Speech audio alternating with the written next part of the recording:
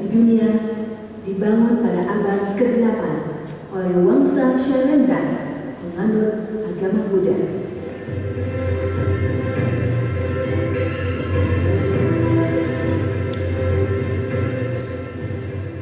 Asal-usul nama Borobudur sampai saat ini masih merupakan misteri besar. Beberapa ahli telah mengemukakan pendapatnya.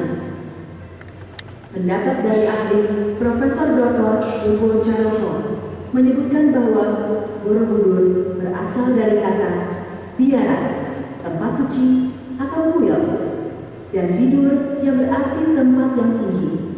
Jadi Borobudur berarti kuil yang berada di tempat yang tinggi.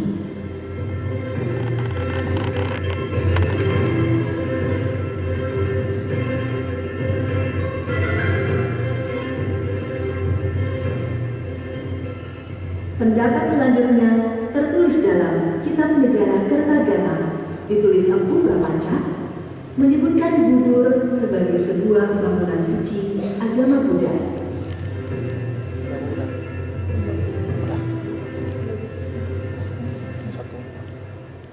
Raffles sebagai seorang yang memiliki perhatian pada Borobudur memberikan analisanya, yaitu Boro sama artinya dengan akhir, dan Budur berarti Buddha, sehingga artinya adalah Sang Buddha yang agung.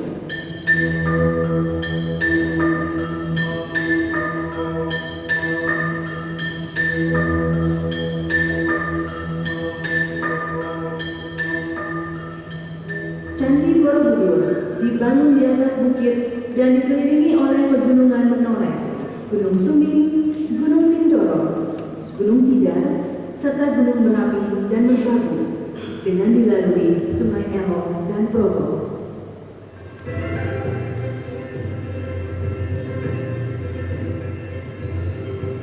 Oleh para nenek moyang, Candi Borobudur dipadankan dengan kuil kunjara-kunja desa di India.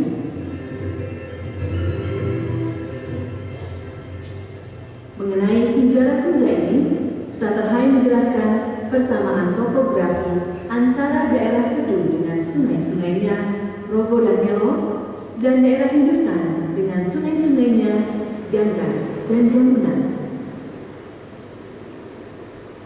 Sungai Progo dan Elo yang berbeda sumber, tetapi kemudian bersamaan arah untuk bertemu di satu titik, dan selanjutnya meneruskan aliran sebagai satu sungai untuk bermuara di samudra.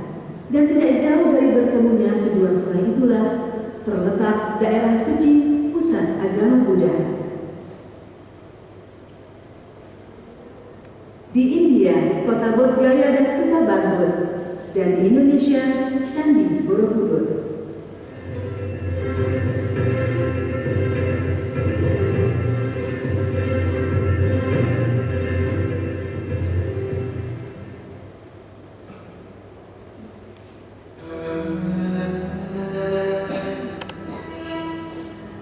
Kaitan yang kuat antara Candi Mendut, Pawon, dan Borobudur bisa dilihat dari perjalanan spiritual para biku di masa lalu.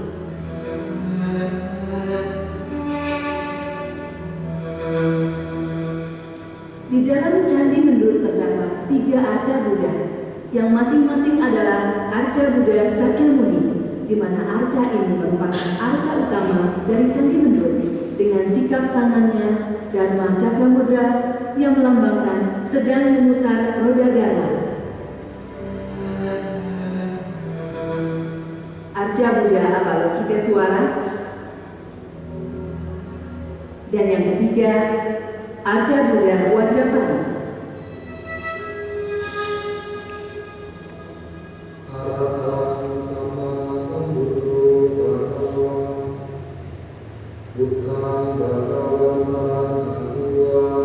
Dicasperis menganalisa lebih jauh bahwa Candi Mendut mempunyai kedudukan yang penting dalam jalan menuju kebudayaan, yaitu sebagai pangkal atau titik awal dari perjalanan suci yang disebut dengan Sambara Marga.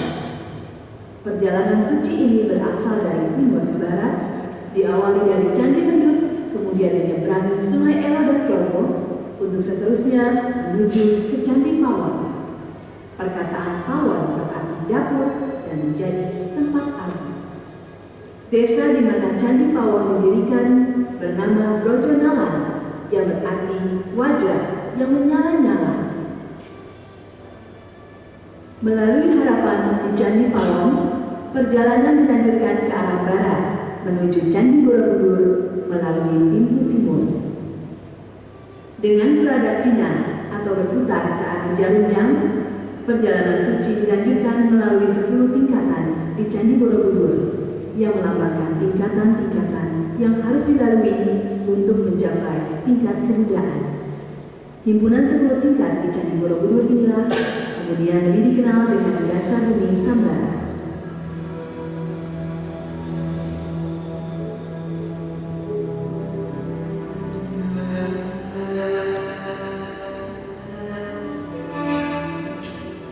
Dan di Candi Borobudur inilah perjalanan suci yang disebut Sambara Marga berakhir.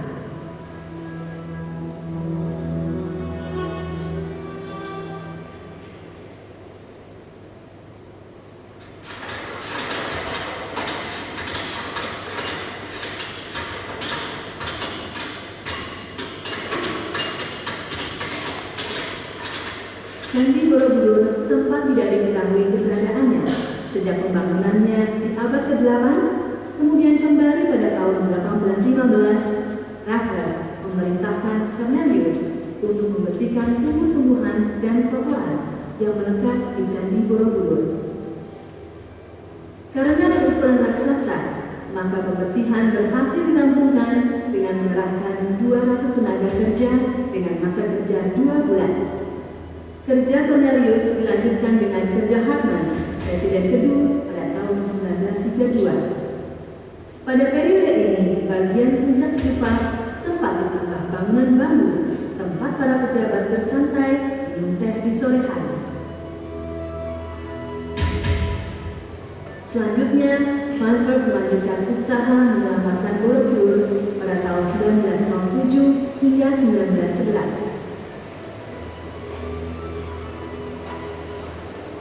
Pemerintah Indonesia melaksanakan pemugaran besar dengan bantuan dari UNESCO di bawah pimpinan Profesor Dr. R. Sukmono pada tahun 1973 hingga 1983.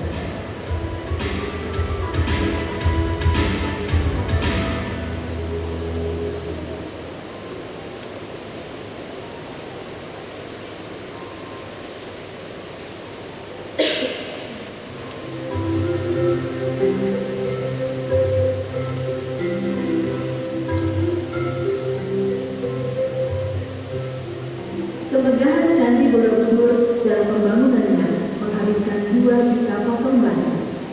Legenda mengisahkan arsitek Candi Borobudur adalah Gina Dharma yang profil mukanya dapat disaksikan Bukit Menoreh 2 km arah selatan Candi Borobudur.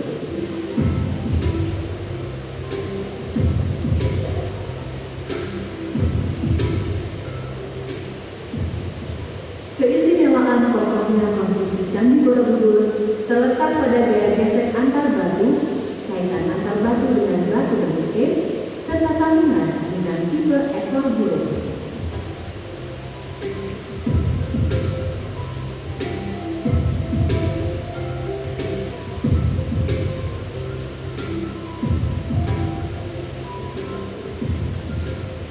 Candi Borobudur memiliki 4 pintu masuk yang dijaga oleh beberapa patung singa yang secara keseluruhan berjumlah 32 buah.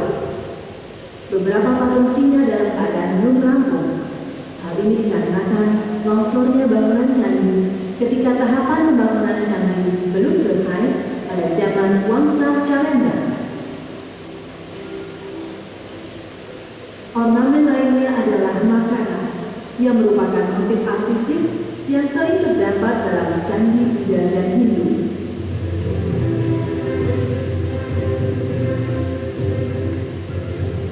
Selain itu, sistem pembuangan air Candi Borobudur juga menarik, menggunakan 100 pancuran air yang bernama Jala Duara yang ditempatkan masing-masing di sudut candi, mulai dari tingkat bawah sampai tingkat atas. Beberapa di antaranya dipanggul seorang anak kecil bernama Gana.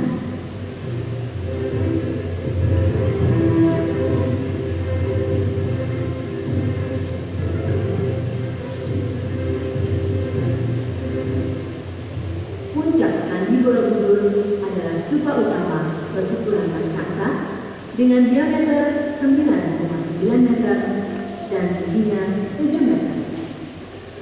Stupa yang ada di tingkat bawah stupa utama berisi patung Buddha berdiri di atas landasan bantalan teratai.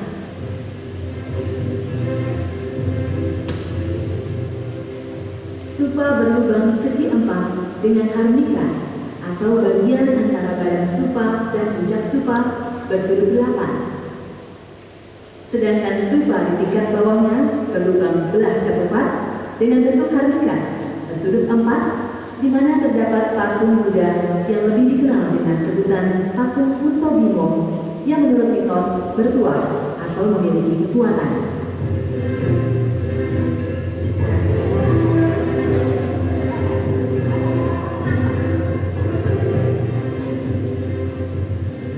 Pengunjung akan berusaha menyentuh patung Uttobimo di bagian tangan.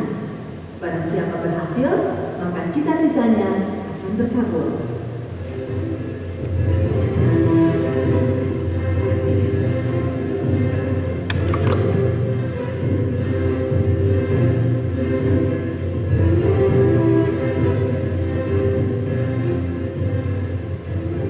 Patung lainnya yang dipercaya bertuah adalah patung Babelat atau Unfinished Buddha yang dipercaya berasal dari stupa utama.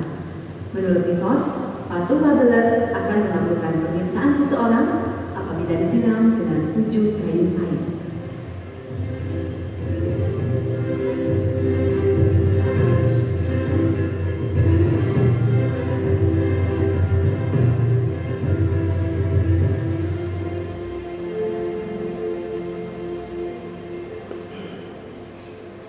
Batu-batuan ini terdapat di Museum Karmawi Bangga.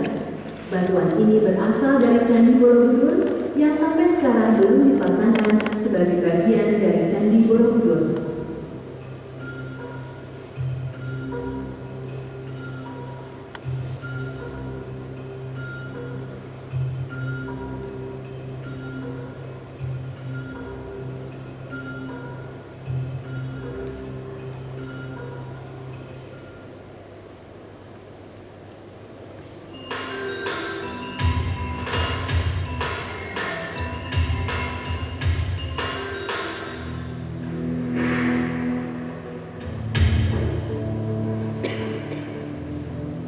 Untuk menikmati relief, maka pengunjung harus berjalan masuk dari pintu timur karena cerita bermulai di sana.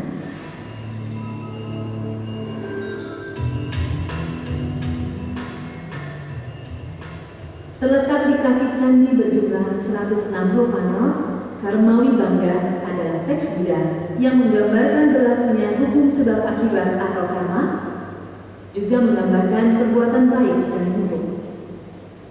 Menurut ajaran Buddha, segala tindakan dan akibat yang menimpa seseorang ditentukan oleh karma.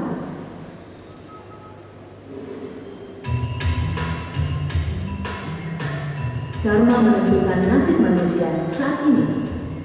Lokasi relief Karmawi Bangga yang berada di kaki candi terpaksa harus ditutup untuk mencegah candi longsor secara keseluruhan.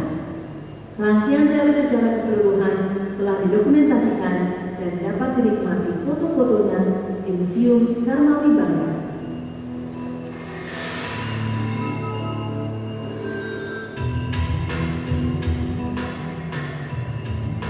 Di tingkat 2 terdapat relief Lalitra Vistara, teks Sanskerta tentang kehidupan Sang Buddha yang diawali kelahirannya di Bintang Lumbini dekat Kapilawastu, daerah Nepal sekarang.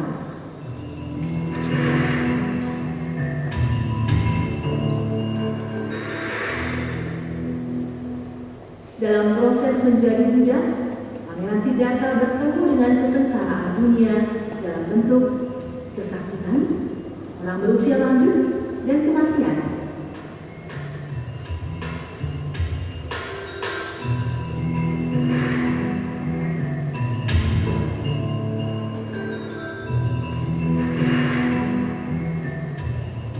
Dan terakhir, Pangeran Siddhartha bertemu dengan 4 biarawan yang dikaguminya, dan Pangeran Siddhartha melanjutkan kehidupannya dengan bertapa di bawah pohon bodhi. Pangeran Siddhartha menghadapi banyak rintangan dan gangguan dalam proses menjadi Buddha. Salah satunya gangguan dari mara si jahat yang berusaha memanah Siddhartha ketika bertapa. Tetapi akhirnya panah berubah menjadi bunga.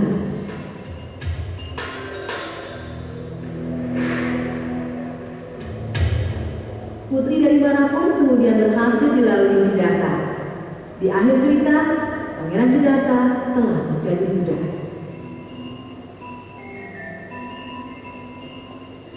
Relik menarik lainnya adalah Jataka dan Kawadana yang salah satunya berkisah tentang Pangeran Sudana dan Putri Manohara. Reliknya berjumlah 20 panel. Cerita berkisah tentang kepahlawanan Pangeran Siddhartha yang berasal dari kerajaan Pancala dan pertemuannya dengan Putri Manohara adalah Kinali, makhluk berwujud setengah manusia, setengah burung. Perkawinan Pangeran Sudana dan Putri Manohara mendapatkan gangguan dari pihak yang ingin menyingkirkan Pangeran Sudana dari kekuasaan. Semua rintangan berhasil diatasi dan akhirnya Pangeran Sudana dan Putri Manohara hidup bahagia di kerajaan Pancala.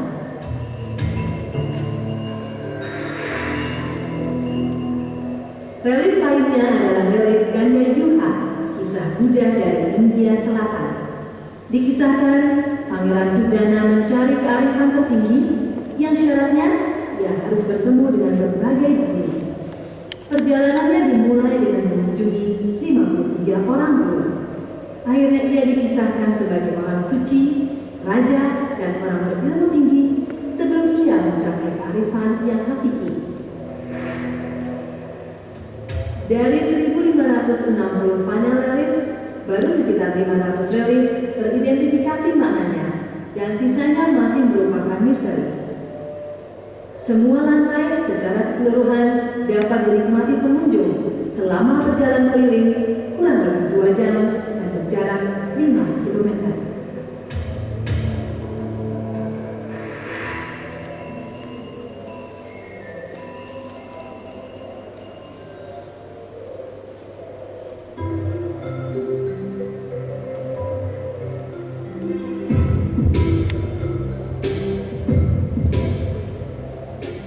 Kini Borobudur dikelilingi taman yang indah yang memungkinkan para wisatawan dapat menikmati keindahan Candi Borobudur dari jarak jauh.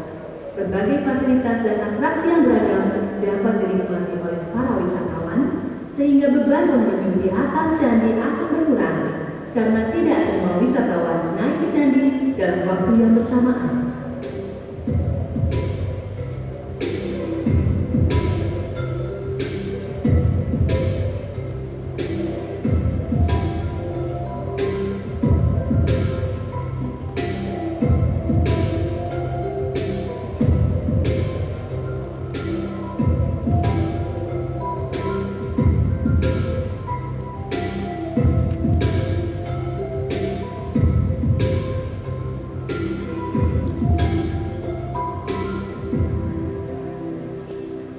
Candi Borobudur bagaikan perpustakaan terbuka sebagai sumber ilmu, filosofi, religi, konstruksi, maupun arsitektur.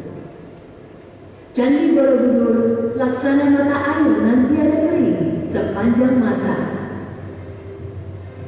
Selama air sungai Elo dan Progo mengalir, Candi Borobudur akan tetap kokoh berdiri, lestari di atas bumi pertiwi.